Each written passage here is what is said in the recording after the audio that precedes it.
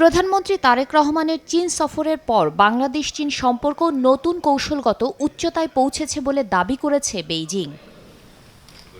বৃহস্পতিবার সকালে সফর নিয়ে রাজধানীর চীন দূতাবাস সংবাদ সম্মেলনের আয়োজন করে। রাষ্ট্রদূত ইয়াওয়েন বলেন, তিস্তা নদীর সমন্বিত ব্যবস্থাপনা ও পুনরুদ্ধার প্রকল্প বাংলাদেশের নিজস্ব প্রকল্প।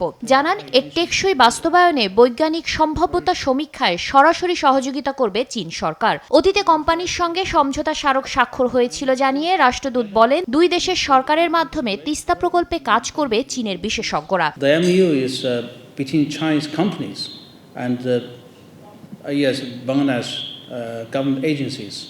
But what I refer to, the cooperation, is G2G. It's between two governments. We are pursuing now is the top experts from Chinese government and Bangladesh government who will work together to come out with a feasibility study, can to sustain the test of time.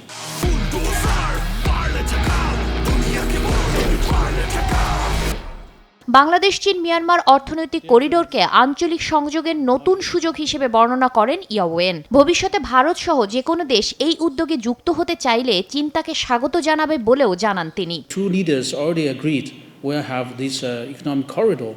Now it's up to us to materialize. This cooperation is not end of the game. Other countries, if they're ready, definitely we are open. দুই দেশের পররাষ্ট্রমন্ত্রী পর্যায়ে কৌশলগত এবং সম্ভাব্য 2+2 সংলাপ চালুর বিষয়ে আলোচনা হয়েছে বলেও জানান রাষ্ট্রদূত। বলেন, বেইজিংয়ের পররাষ্ট্রনীতি অনুযায়ী বৈশ্বিক যে কোনো হস্তক্ষেপে বাংলাদেশের আপত্তিতে পাশে থাকবে চীন। China support Bangladesh to object any foreign intervention. So that is our policy ever since, in the last 50 years. Global development initiative GDI, Mongla বন্দর আধুনিকায়ন, চট্টগ্রাম অর্থনৈতিক ও শিল্পায়ন, কৃষি, গণমাধ্যম, কারিগরি শিক্ষা এবং সবুজ উন্নয়ন সহ প্রধানমন্ত্রীর সফর বাংলাদেশে চীনা বিনিয়োগের নতুন সুযোগ তৈরি করবে বলে মন্তব্য করেন ইয়াওয়েন।